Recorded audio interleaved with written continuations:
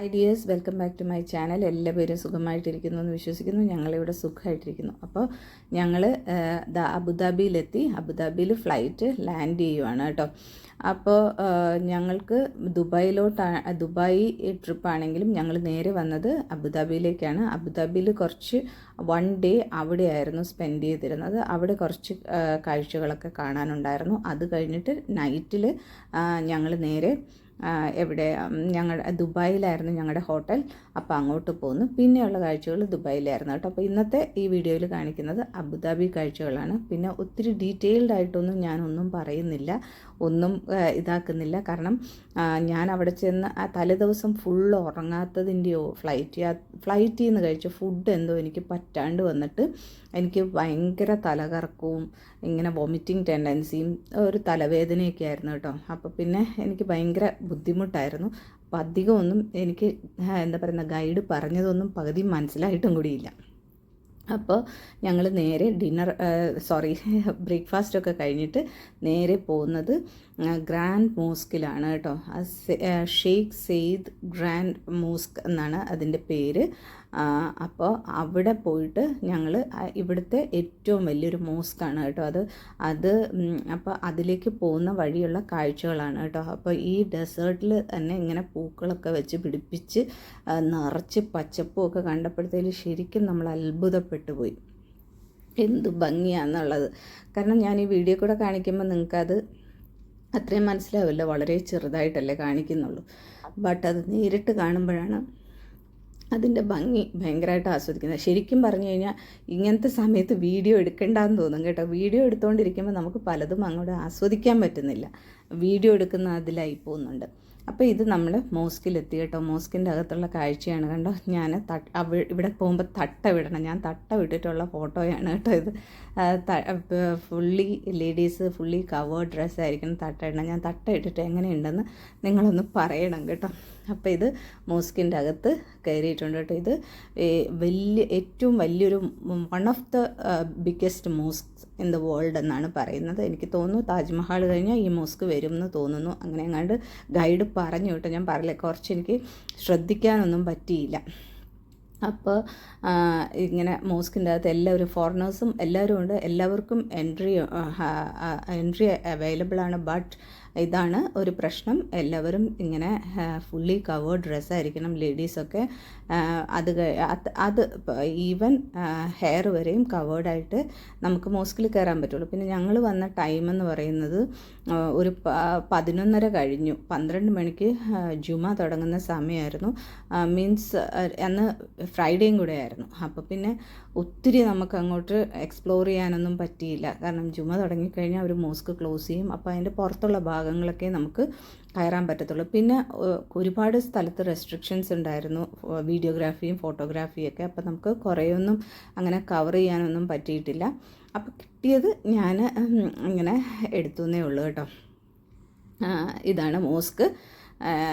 ഒരു 30 acres of ലാൻഡിലാണ് ഇത് mosque മാത്രമായിട്ട് കൺസ്ട്രക്റ്റ് ചെയ്തിരിക്കുന്നത്.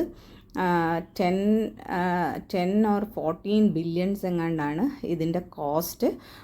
പിന്നെ കംപ്ലീറ്റ് ഇറ്റാലിയൻ മാർബിൾസിലാണ് ഇത് പണിതിരിക്കുന്നത്. ഇതിൽ വേറെ ഒന്നും ആഡഡ് അല്ല, ഫുള്ളി ഇറ്റാലിയൻ മാർബിൾസ്. പിന്നെ ഗോൾഡ് പ്ലേറ്റഡ് ആണ്. അങ്ങനെ ഒത്തിരി കാണാനായിട്ട്. പിന്നെ ഇതിൻ്റെ അകത്ത് കയറുമ്പോഴുള്ള ഒരു ഇതെന്ന് പറഞ്ഞു കഴിഞ്ഞാൽ ഭയങ്കര തണുപ്പാണ് കേട്ടോ. നമുക്ക് നല്ലൊരു കൂളിംഗ് എഫക്റ്റാണ്. എത്ര ചൂടത്തും ഇതിൻ്റെ അകത്തൊക്കെ വരുമ്പോഴത്തേലും ഭയങ്കര തണുപ്പാണ്. അങ്ങനെയുള്ള ഒരു ആർക്കിടെക്ചറാണ് ഇതിൽ. പിന്നെ താജ്മഹലിൻ്റെയും പാകിസ്ഥാനിലുള്ളൊരു ബിഗ്ഗസ്റ്റ് മോസ്ക്, അതിൻ്റെ പേര് ഞാൻ മറന്നുപോയി കേട്ടോ. അപ്പോൾ അതിൻ്റെയും ഒരു ഒരു ലുക്കിലാണ്, എന്ന് വെച്ചാൽ അതിൻ്റേതായ ആ ഒരു സാദൃശ്യത്തിലാണ് ഇത് രണ്ടും ഈ ഒരു മോസ്ക് പണിതിരിക്കുന്നത് കേട്ടോ. നിർഭാഗ്യവശാൽ ഈ മോസ്ക് പണിത ഷെയ്ഖ് ഷെയ്ഖിന് അദ്ദേഹത്തിന് ഈ മോസ്ക് കാണാനായിട്ട് പറ്റിയില്ല. കാരണം ഇതിൻ്റെ കൺസ്ട്രക്ഷൻ കഴിയുന്നതിന് മുമ്പേ പുള്ളി മരിച്ചുപോയി. അപ്പോൾ അതാണ് ഇവിടുത്തെ കാര്യങ്ങൾ. പിന്നെ എനിക്ക് പറയാനുള്ളത്, നിങ്ങൾ ആദ്യമായിട്ടാണ് എൻ്റെ വീഡിയോ കാണുന്നതെങ്കിൽ വീഡിയോ ഒന്ന് ലൈക്ക് ചെയ്യാനും ഷെയർ ചെയ്യാനും സബ്സ്ക്രൈബ് ചെയ്യാനും ഒന്നും മറക്കരുത് കേട്ടോ. ആദ്യമായിട്ടാണ് വീഡിയോ കാണുന്നതെങ്കിൽ ദയവ് ചെയ്തിട്ട് നിങ്ങളൊന്ന് സബ്സ്ക്രൈബ് ചെയ്യുക. നിങ്ങളുടെ സബ്സ്ക്രിപ്ഷനും നിങ്ങളുടെ ലൈക്കും നിങ്ങളുടെ കമൻസും ആ കമൻസ് എന്നെ അറിയിക്കുക. പ്രത്യേകിച്ച് ഞാൻ പറഞ്ഞില്ല, ഞാൻ തട്ട ഇട്ടിട്ടൊക്കെ എങ്ങനെയുണ്ടെന്നുള്ളത് ഒന്ന് കമൻറ്റ് ചെയ്യണം കേട്ടോ.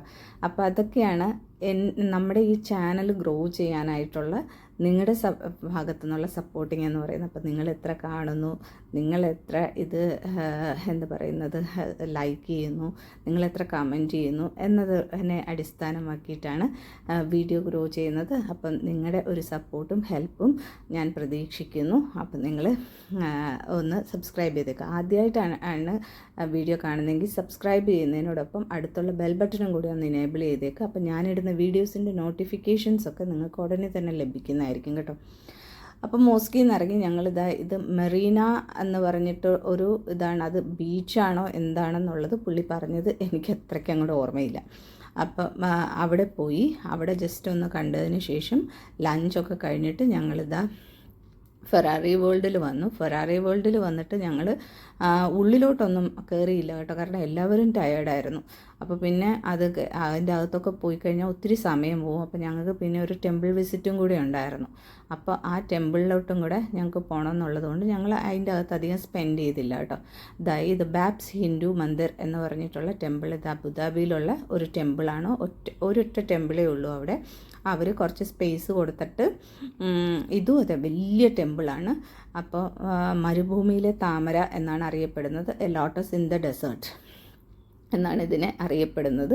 അപ്പോൾ ഇതിൻ്റെ അകത്ത് അധികം വീഡിയോ ഷൂട്ടിങ്ങും കാര്യങ്ങളും ഒന്നും പറ്റിയില്ല കേട്ടോ. അതുകൊണ്ടാണ് ഞാൻ ഇത്രയും കാണിച്ചു. ഭയങ്കര ഭംഗിയുള്ള ഒരു ടെമ്പിളായിരുന്നു. സത്യം പറഞ്ഞു കഴിഞ്ഞാൽ കയറിയിട്ട് ഇറങ്ങാൻ പോലും തോന്നിയില്ല. അവിടെ കിടന്നങ്ങ് ഉറങ്ങാൻ തോന്നി. അത്രയ്ക്ക് നമുക്ക് ഭയങ്കര ഇതായിട്ടുള്ള ഒരു ടെമ്പിളായിരുന്നു. അപ്പോൾ ഇത്രയുള്ള വീഡിയോ. അപ്പോൾ അടുത്ത വീഡിയോ ആയിട്ട് ഞാൻ ഉടനെ തന്നെ വരുന്നതായിരിക്കും. അപ്പോൾ അതുവരേക്കും bye, take care, love you all.